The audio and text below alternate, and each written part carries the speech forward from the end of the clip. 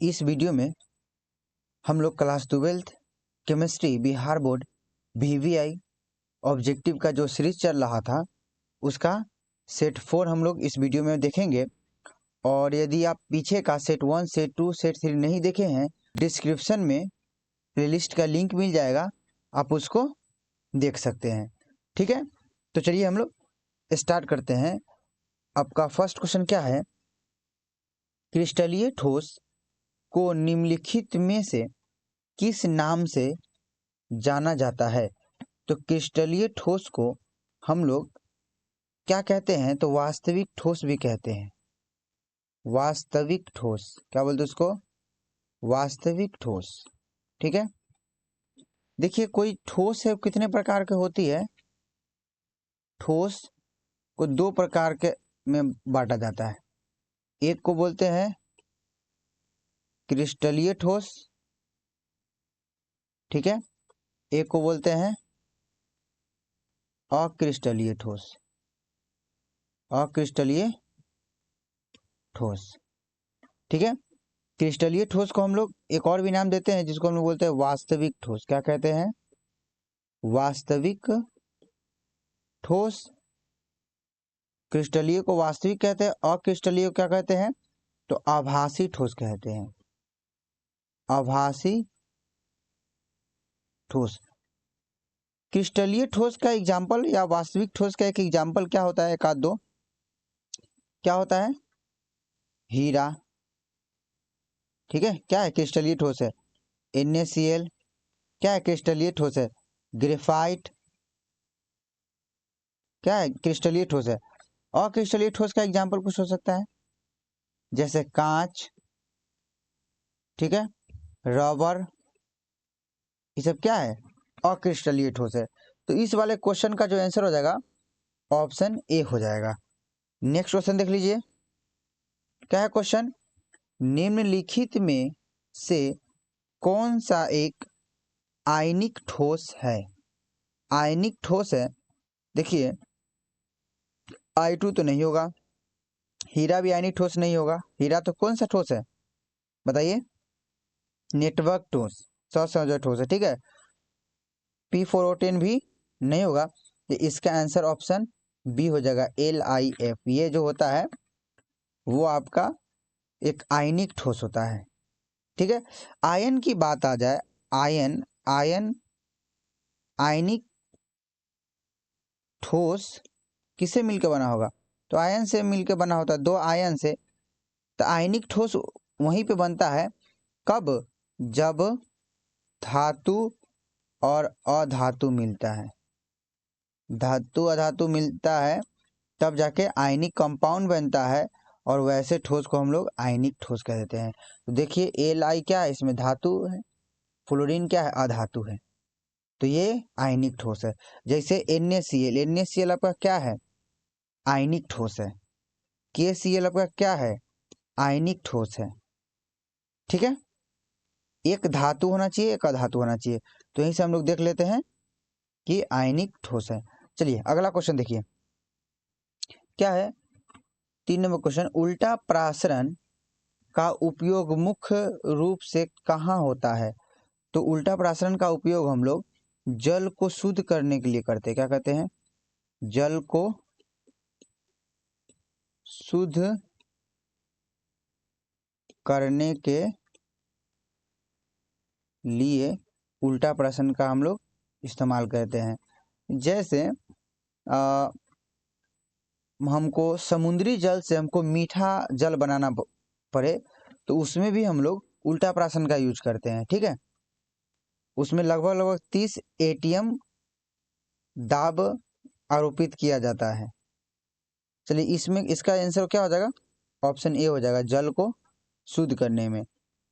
अगला क्वेश्चन देख लीजिए, विलयन में विलय की मोललता किस इकाई में व्यक्त की जाती है? तो मोललता, मोललता किसको बोलते हैं? एगो मोलरता होता है, एक मोललता होता है। तो प्रति किलोग्राम विलायक में उपस्थित विलय की मोलों की संख्या को मोललता कहते हैं, ठीक है। तो इसका मात्रा क्या हो जाएगा? मोल का मात्रक तो मोल ही होता है, अपॉन में द्रव्यमान का मात्रक केजी। क्या हो जाएगा? मोल प्रति केजी। देखिए तो कौन हो जाएगा आंसर? इसका आंसर मोल प्रति किलोग्राम। ठीक है, मोल प्रति किलोग्राम विलायक। इसका आंसर हो जाएगा ऑप्शन बी हो जाएगा। ठीक है, क्योंकि यहाँ पे बिलियन का बात नहीं है, ये वाला तो होगा नहीं। और परिभाषा ही होता है प्रति किलोग्राम विलायक में उपस्थित विलय की मोलों की संख्या। तो इसका आंसर ऑप्शन क्या होगा? बी होगा। अगला क्वेश्चन देख लीजिए। फैराडे की इकाई निम्नलिखित में से क्या है? तो फैराडे की जो इकाई होती है वो आपका क्या हो जाती है? Coulomb mole inverse. इसका आंसर क्या हो जाएगा? ऑप्शन सी हो जाएगा। हम लोग फैराडे को ही व्यक्त करते हैं एक इलेक्ट्रॉन, मतलब एक मोल में उपस्थित इलेक्ट्रॉन का आवेश को, इसी से हम लोग किसका? फैराडे को व्यक्त करते हैं। चलिए अगला क्वेश्चन देख लीजिए। वैद्युत अपघटन की प्रक्रिया में ऑक्सीकरण कहाँ होता है?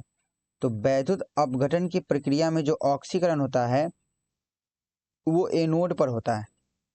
ठीक है, वैद्युत अपघटन करते हैं हम लोग, इलेक्ट्रोलाइसिस करते हैं किसी चीज का, तो ऑक्सीकरण एनोड पे होता है। और अपचयन कहाँ होता है? अपचयन कैथोड पे होता है।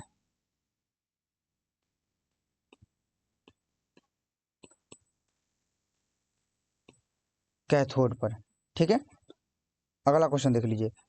किसी रासायनिक अभिक्रिया की दर को प्रभावित करने वाला कारक है?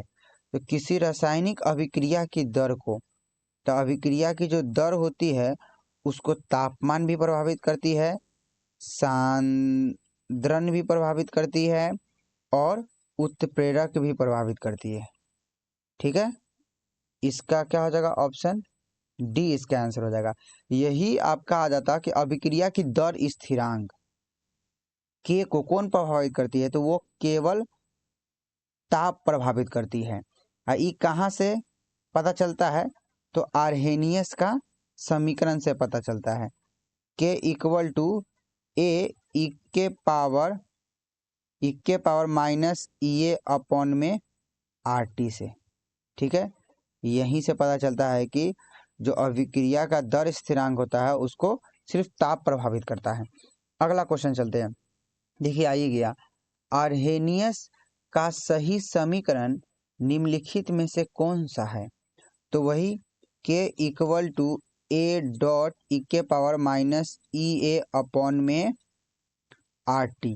देख लीजिए कौन सा हो जाएगा? ऑप्शन ए हो जाएगा इसका आंसर। अगला क्वेश्चन देखिए क्या है। कोलाइड कणों का आकार होता है।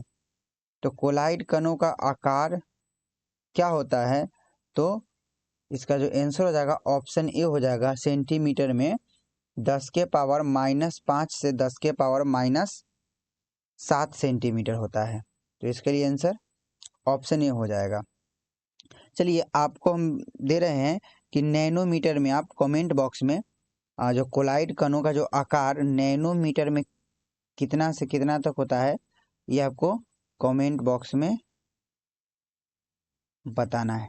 ठीक है, कोलाइड कणों का आकार नैनोमीटर में। चलिए अगला क्वेश्चन क्या है। किसी ठोस की सतह पर गैस के अणुओं के चिपकने को क्या कहते हैं? तो किसी ठोस की सतह पर गैस के अणुओं को चिपकना क्या कहलाता है? तो इसका आंसर हो जाएगा ऑप्शन भी, अधिशोषण कहलाता है। ठीक है, जैसे कोई ठोस, कोई मतलब क्या है, कोई ठोस है उसकी सतह पे हम लोग गैस के अणु चिपक गया, ठीक है, उसके सिर्फ सतह पे, अंदर तक नहीं गया, तो अब उसको क्या कहते हैं हम लोग? अधिशोषण कहते हैं। यदि अंदर तक चला गया, ठीक है, पूरे अंदर तक चला गया, तो उस प्रक्रिया को हम लोग अवशोषण कह देते हैं। चलिए अगला क्वेश्चन देखिए क्या है, मालाकाइट निम्नलिखित में से किसका अयस्क है। तो मालाकाइट किसका अयस्क होता है, तो आपका कॉपर का अयस्क होता है। ऑप्शन क्या हो जाएगा, ऑप्शन बी हो जाएगा। और इसका कुछ जैसे मालाकाइट का जो सूत्र होता है, मालाकाइट का जो सूत्र होगा वो क्या होगा, तो आपका हो जाएगा CuCO3 इंटू CuOH का होल ट्वाइस हो जाएगा। और भी कॉपर का अयस्क होता है, क्या होता है, तो क्यूपराइट भी कॉपर का अयस्क होता है। जैसे इसका सूत्र Cu2O होता है। जैसे कॉपर ग्लांस, ठीक है, कॉपर ग्लांस ई भी क्या होता है, कॉपर का अयस्क होता है। इसका सूत्र क्या हो जाएगा, Cu2S। कॉपर पाइराइट ई भी फेमस है, क्वेश्चन तो आता ही है कॉपर पाइराइट का सूत्र। कॉपर पाइराइट क्या होता है, CuFeS2। ई भी किसका सूत्र होता है, मतलब कॉपर पाइराइट का किसका अयस्क होता है, ई भी कॉपर का होता है। ठीक है, चलिए अगला क्वेश्चन देख लीजिए। मंडल परिष्करण विधि का उपयोग किया जाता है। तो मंडल परिष्करण विधि का जो उपयोग किया जाता है वो धातुओं को अति शुद्ध करने के लिए, मतलब बहुत प्यूरिफाइड करने के लिए यूज किया जाता है। ठीक है, चलिए अगला क्वेश्चन देख लीजिए क्या है, नाइट्रोजन का उच्चतम ऑक्साइड कौन सा है। आपको उच्चतम ऑक्साइड बताना है नाइट्रोजन का। ठीक है, तो ऑप्शन दिया हुआ है N2O, NO2, ऑप्शन सी है N2O5, ऑप्शन डी है N2O3। तो इसका जो आंसर हो जाएगा वो ऑप्शन क्या हो जाएगा, ऑप्शन सी हो जाएगा N2O5, ऑप्शन सी N2O5। चलिए अगला क्वेश्चन देखिए, श्वेत फास्फोरस को सुरक्षित रखने के लिए किस द्रव में रखा जाता है। तो देखिए यहाँ पे श्वेत फास्फोरस है, बच्चा इसमें कंफ्यूज होता है। ठीक है, श्वेत फास्फोरस को हम लोग जल में रखते हैं, किस में रखते हैं, जल में रखते हैं। ठीक है, काहे, क्योंकि ये लगभग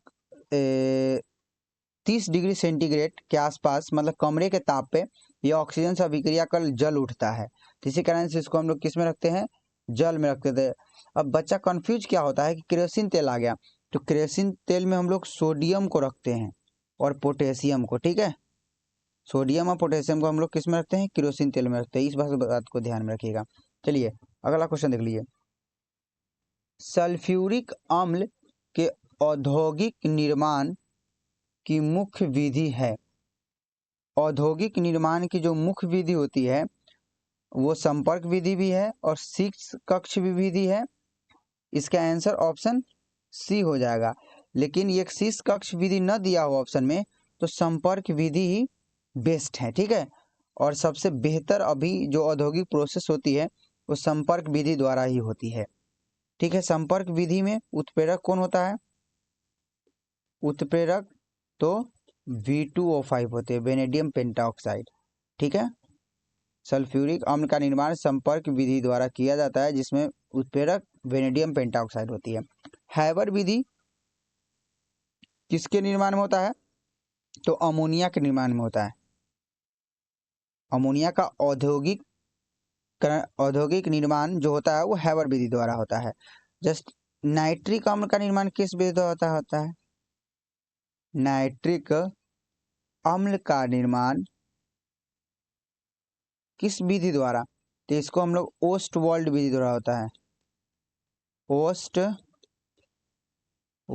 विधि। ठीक है, ओस्टवाल्ड विधि में जो उत्प्रेरक का यूज होता है वो प्लेटिनम जाली होता है, मतलब प्लेटिनम का उपयोग होता है। ठीक है, चलिए अगला क्वेश्चन देख लीजिए। क्वेश्चन नंबर है 16, संक्रमण तत्वों का स्थान आवासानी में है। संक्रमण तत्व का स्थान कहाँ पे होता है, तो डी ब्लॉक में होता है। इसका आंसर हो जाएगा ऑप्शन सी हो जाएगा। ठीक है, एफ ब्लॉक को हम लोग क्या कहते हैं, तो एफ ब्लॉक को हम लोग अति संक्रमण कहते हैं, अति संक्रमण तत्व। ठीक है, चलिए अगला क्वेश्चन देखिए क्या है। उप सहसंयोजक यौगिक जिसका फॉर्मूला है K4FeCN6 का सही आईयूपीएसी नाम बताना है। तो सबसे पहले क्या लिखते हैं, सबसे पहले आयन का नाम लिखते हैं। ठीक है, क्या है ये, पोटेशियम है, लिखिए पोटेशियम। ठीक है, अब ब्रैकेट के अंदर में नाम आता है, सबसे पहले लिगेंड का नाम लिखाता है। तो क्या को लिगेंड, 6 गो के लिए क्या यूज करते हैं, हेक्सा। और सीएन को हम लोग क्या कहते हैं, साइनो। तो पोटेशियम हेक्सासाइनो। और एफी को हम लोग क्या बोलेंगे, ई प्लस में आएगा, ई वाला माइनस में आएगा। तो माइनस वाले को लिए क्या यूज करते हैं, फेरेट करते हैं, फेरेट। और ब्रैकेट में इसकी ऑक्सीकरण संख्या निकाल लीजिए, कितनी होगी ऑक्सीकरण संख्या, तो ये क्या गो है, 4 गो है। 4 गुने 1 प्लस एफी का क्या मानना है, एक्स प्लस 6 गुने सीएन का होता है -1 equal to 0। 4 plus x minus 6 equal to 0। तो क्या हो जाएगा, एक्स माइनस 2 इक्वल टू 0। तो एक्स बराबर क्या आ गया, 2 आ गया। तो इसकी संख्या ऑक्सीकरण संख्या होती है वो 2 होती है। तो नाम क्या हो जाएगा, पोटेशियम हेक्सासाइनोफेरेट 2। देखिए कौन सा हो जाएगा, ऑप्शन बी हो जाएगा इसका आंसर। चलिए अगला क्वेश्चन देख लीजिए। कार्बनिक यौगिक CH3OC2H5 का आईयूपीएसी नाम है। तो देखिए इसको हम लोग बोलेंगे, इसके साथ लगा दीजिए। ठीक है, इसको बोलेंगे हम लोग मेथॉक्सी, क्या बोलते हैं, मेथॉक्सी एथेन आ जाता है। ये ईथर है, ईथर है, ईथर का कंपाउंड है, इसको क्या बोलेंगे, मेथॉक्सी एथेन कहेंगे इसको। चलिए अगला क्वेश्चन देख लीजिए। विनाइल क्लोराइड का सही रासायनिक सूत्र है, विनाइल क्लोराइड का सही रासायनिक सूत्र है तो आपका होता है CH2 डबल बॉन्ड CHCl। इसका आंसर हो जाएगा ऑप्शन ए हो जाएगा। ठीक है, जो विनाइल क्लोराइड होता है वो किसका मोनोमर होता है, तो PVC का मोनोमर होता है। पॉलीविनाइल क्लोराइड का जो मोनोमर होता है वो विनाइल क्लोराइड होता है। चलिए अगला क्वेश्चन देख लीजिए। एथिल एल्कोहल को सांद्र H2SO4 के साथ 170 डिग्री सेंटीग्रेड पर गर्म करने पर क्या प्राप्त होता है। तो जब आप एथिल एल्कोहल को, मतलब एथिल एल्कोहल को कहने का मतलब C2H5OH, इसको आप कॉन्सेंट्रेशन H2SO4 के साथ 170 डिग्री टेम्परेचर पे आप गर्म करते हैं तो बनता है C2H4 प्लस H2O। मतलब क्या बनता है, क्या बनता है, एथीन बनता है। तो इसका आंसर कौन जाएगा, ऑप्शन बी हो जाएगा। चलिए अगला क्वेश्चन देख लीजिए क्या है। 21 नंबर, निम्नलिखित में से कौन सा यौगिक विक्टर मेयर परीक्षण नहीं देता है, विक्टर मेयर परीक्षण नहीं देता है। तो विक्टर मेयर परीक्षण किसके लिए यूज होता है, तो 1 डिग्री 2 डिग्री 3 डिग्री एल्कोहल को, एल्कोहल का जांच करने के लिए। ठीक है, तो जो एल्कोहल का जांच करने के लिए किया जाता है, तो जो एल्कोहल नहीं है वो विक्टर परीक्षण नहीं देगा। तो इसका आंसर हो जाएगा ऑप्शन डी हो जाएगा, ई एल्डिहाइड है। ठीक है, तो एल्डिहाइड विक्टर मेयर परीक्षण नहीं देता है। और 1 डिग्री, जस्ट 1 डिग्री जो है एल्कोहल विक्टर मेयर के साथ परीक्षण कराने पर इसका जो रंग होता है वो लाल रंग देता है। ठीक है, 2 डिग्री जो एल्कोहल विक्टर मेयर के साथ नीला रंग देता है, कैसा देता है, नीला रंग। और 3 डिग्री जो है एल्कोहल विक्टर मेयर के साथ वो रंगहीन, कोई रंग नहीं देता, रंगहीन ही कंपाउंड रह जाता है। चलिए अगला क्वेश्चन देख लीजिए क्या है। फॉर्मेलिन किसका व्यापारिक नाम है, तो फॉर्मेलिन जो होता है वो 40% मेथेनॉल का जलीय विलयन होता है। तो इसका आंसर ऑप्शन ए हो जाएगा। अगला क्वेश्चन देख लीजिए, क्या है, कीटोन का क्रियाशील मूलक कौन सा है? तो कीटोन का जो क्रियाशील मूलक होता है वो क्या होता है? CO। ठीक है, CO। तो इसका आंसर हो जाएगा ऑप्शन ए हो जाएगा। CHO जो क्रियात्मक मूलक है वो किसका है? तो एल्डिहाइड का है, एल्डिहाइड का है। COOH किसका क्रियाशील मूलक है? तो कार्बोक्सिलिक अम्ल का है। ठीक है, कार्बोक्सिलिक अम्ल का है। ठीक है, OH किसका है? OH आपका एल्कोहल का क्रियात्मक मूलक है, अल्कोहल का क्रियात्मक मूलक है। ठीक है, चलिए अगला क्वेश्चन देख लीजिए, क्या है, एमाइड को एमीन में बदलने वाली प्रसिद्ध अभिक्रिया है। तो एमाइड को आपको किस में बदलना है? एमीन में। तो एमाइड मतलब RCONH2, इसको हम लोग बोलते हैं एमाइड। एमाइड को एमीन में बदलना है तो इस Br2 और NaOH। ठीक है, इसकी इससे अभिक्रिया होती है तो आपका बन जाती है क्या? एमीन। ठीक है, NH2 बनती है तो एमाइड से आपका क्या बना? एमाइड से आपका एमीन बना। तो किस अभिक्रिया में एमाइड से एमीन बनता है बताइए? तो ये आपका हो जाएगा हॉफमैन ब्रोमाइड अभिक्रिया। इस अभिक्रिया को हम लोग क्या कहते हैं? हॉफमैन ब्रोमाइड अभिक्रिया। इसका आंसर ऑप्शन ए हो जाएगा। कार्बिल एमीन अभिक्रिया किसको कहते हैं? तो कार्बिल एमीन अभिक्रिया जो होता है वो आपका एमीन से आइसोसाइनाइड बनता है। ठीक है, RNH2 से इसकी उपस्थिति CH मतलब इसके अभिक्रिया CaCl3 मतलब क्लोरोफॉर्म और KOH के साथ कराते हैं तो RCN बनता है। इसको हम लोग क्या कहते हैं? तो आइसोसाइनाइड बनता है। क्या बोलते हैं? आइसोसाइनाइड। ठीक है, वुड्स अभिक्रिया क्या होती है? तो वुड्स अभिक्रिया तो जानते ही है, हेलो एल्केन से क्या बनाना है? एल्केन बनाना है। ठीक है, हेलो एल्केन से इसका जैसे इसका रिएक्शन लिख सकते देते हैं, इसका परिभाषा भी मतलब इसका परिभाषा क्या दीजिएगा वुड्स अभिक्रिया का? तो जब हेलो एल्केन का अभिक्रिया सोडियम धातु के साथ शुष्क ईथर की उपस्थिति में कराते हैं तो एल्केन का निर्माण होता है। इस अभिक्रिया को वुड्स अभिक्रिया कहते हैं। तो RX ये हेलो एल्केन है, किसके साथ? सोडियम धातु के साथ। किसकी उपस्थिति में? तो ईथर की उपस्थिति में, शुष्क ईथर आएगा तो NaX बन जाएगा, NaX और RR चैन जुड़ जाता है। ठीक है, संतुलित कीजिए, दूर लगा दीजिए, इधर दूर लगा दीजिए, इधर दूर लगा दीजिए, यही आपका होता है। कैनेजारो अभिक्रिया क्या होता है? कैनिजारो अभिक्रिया तो ये भी जिसमें अल्फा हाइड्रोजन नहीं होता है वही कैनिजारो अभिक्रिया देता है, एल्कोहल में परिवर्तित होता है। जैसे इसका भी आप लोग देख लीजिए, क्या होता है?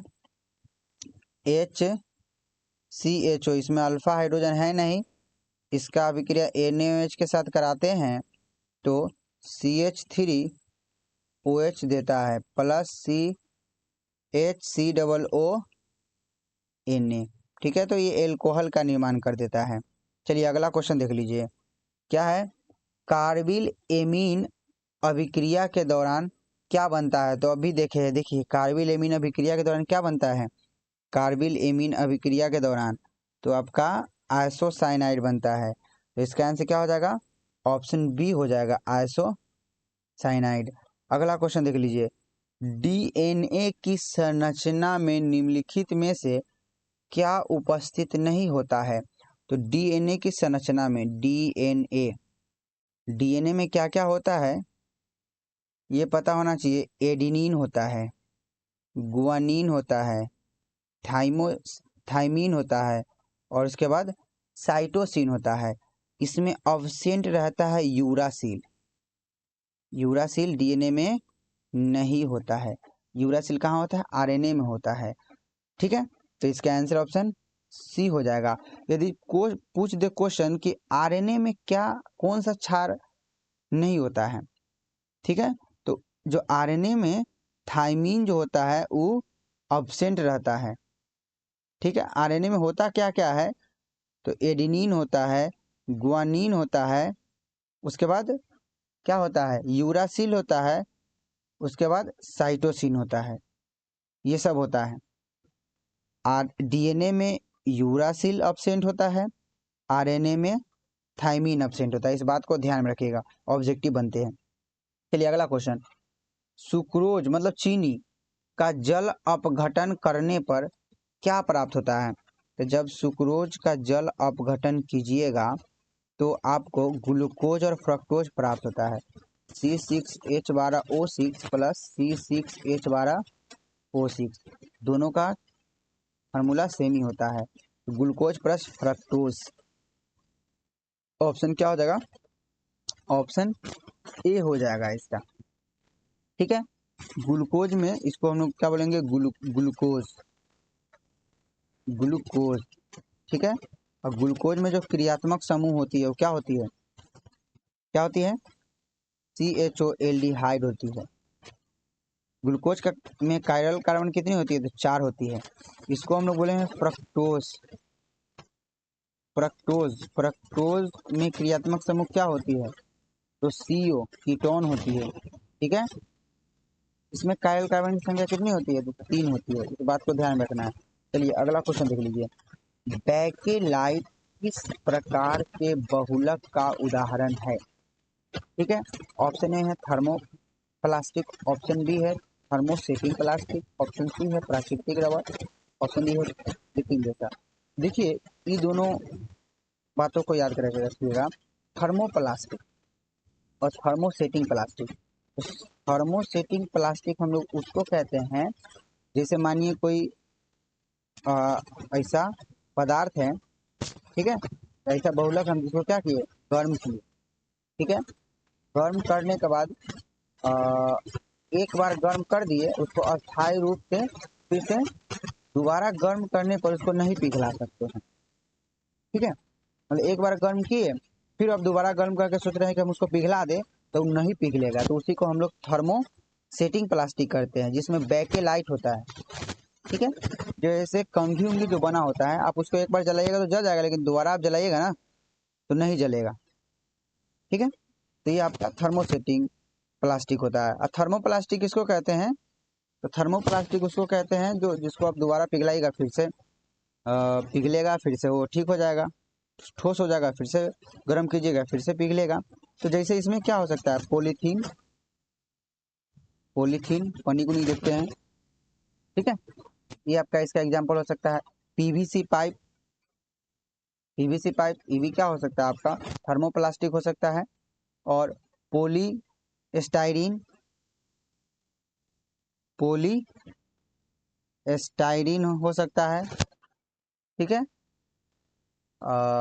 ये सब आ सकता है। जैसे पोलीस्टाइरीन जो बना होता है, जैसे डिस्पोजल कप उप देखिएगा वही पोलीस्टाइरीन का होता है।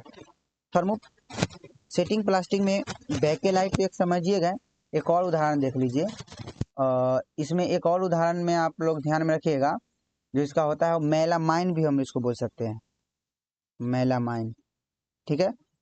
तो थर्मोसेटिंग प्लास्टिक जो का एग्जाम्पल मेलामाइन भी होता है, बेकेलाइट भी होता है, ठीक है। चलिए अगला क्वेश्चन देख लीजिए, क्या है, प्राकृतिक रबर निम्नलिखित में से किसका बहुलक है। तो प्राकृतिक रबर जो बहुलक होता है वो आइसोप्रीन का होता है, इसका आंसर ऑप्शन बी हो जाएगा। क्या हो जाएगा, बी हो जाएगा इसका आंसर। नियोप्रीन किसका होता है, नियोप्रीन किसका एकलक होता है, तो क्लोरोप्रीन का होता है, क्लोरोप्रीन का। यदि विनाइल क्लोराइड किसका एकलक होता है, तो पीवीसी का होता है, याद करके रखिएगा। एथिलीन किसका होता है, तो पॉलीथीन का हो जाता है, पॉलीथीन, ठीक है। चलिए अगला क्वेश्चन देख लीजिए, क्या है, क्लोरीन का उपयोग निम्नलिखित में से किस रूप में किया जाता है? तो क्लोरीन का उपयोग हम लोग कीटाणुनाशक के रूप में भी करते हैं और विरंजक के भी रूप में करते हैं, या विरंजक चूर्ण बनाने के रूप में भी। विरंजक चूर्ण का फॉर्मूला क्या होता है? CaOCl2 होता है। तो ऑप्शन डी, कीटाणुनाशक के रूप में भी हम लोग करते हैं, विरंजन करने नहीं करते हैं। इसका आंसर ऑप्शन सी हो जाएगा। अगला क्वेश्चन देखिए, आधुनिक आवर्त नियम निम्नलिखित में से किसने प्रतिपादित किया था? तो आधुनिक आवर्त नियम से दिया था वो मोसले ने दिया था। ऑप्शन बी होगा इसका आंसर। मोसले के आवर्त सारणी में वर्ग की जो संख्या वो कितनी है? तो वर्ग 18 है। आवर्त की जो संख्या कितनी है? तो आवर्त आपका 7 है। कितने ब्लॉक में बांटा है मोसले अपने आवास सारणी को? तो एस ब्लॉक में, पी ब्लॉक में, डी ब्लॉक में और एफ ब्लॉक में बांटा है। मोसले का जो आवास सारणी है वो किसके बढ़ते क्रम पे है? तो परमाणु संख्या के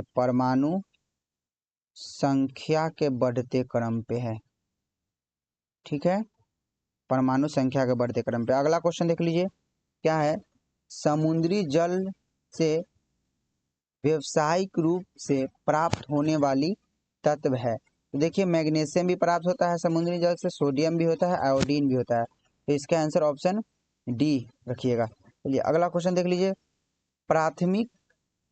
प्रथम संक्रमण श्रेणी में उच्चतम ऑक्सीकरण अवस्था प्रदर्शित करती है। तो प्रथम संक्रमण श्रेणी के जो तत्व होता है क्या होता है? क्या है? इसके टी वी क्रोम्न पी कोनी फ्यूजन, मतलब scandium, titanium, vanadium, chromium, manganese, iron, cobalt, nickel, copper, zinc. तो इसमें ना मैग्नीशियम जो होता है वो सबसे उच्च ऑक्सीकरण अवस्था लगभग +7 तक की ऑक्सीकरण अवस्था को प्रदर्शित करती है। तो इसका आंसर कौन हो जाएगा? ऑप्शन सी हो जाएगा। अगला क्वेश्चन देख लीजिए, टिंचर आयोडीन निम्नलिखित में से क्या है? तो टिंचर आयोडीन क्या होता है? तो ये आपका I2 और एल्कोहलीय विलयन होता है। I2 का एल्कोहलीय विलयन। इसका आंसर ऑप्शन बी हो जाएगा। अगला क्वेश्चन देख लीजिए, मूलरता की सही इकाई होती है। तो मूलरता आ जाए तो क्या बोलिएगा? मूलरता को हम लोग प्रति एकांक आयतन में उपस्थित विलय की मोलों की संख्या को मूलरता कहते हैं। तो यहाँ पे मोल का तो मात्रक मोल रहेगा, आयतन का मात्रक क्या रहेगा? लीटर रहेगा। तो मोल प्रति लीटर क्या हो जाएगा? मात्रक मोल प्रति लीटर। देखिए, मोल प्रति लीटर ऑप्शन क्या होगा? ऑप्शन ए हो जाएगा। तो चलिए इस वीडियो में हम लोग इतना ही तक रहने देते हैं। वीडियो देखने के लिए धन्यवाद। और वीडियो आपको अच्छा लगा होगा तो आप इस वीडियो को लाइक कर सकते हैं और अपने दोस्तों में शेयर कर सकते हैं। यदि आपके दिमाग में कोई ऐसा क्वेश्चन है, ठीक है, तो आप कमेंट बॉक्स में डाल सकते हैं।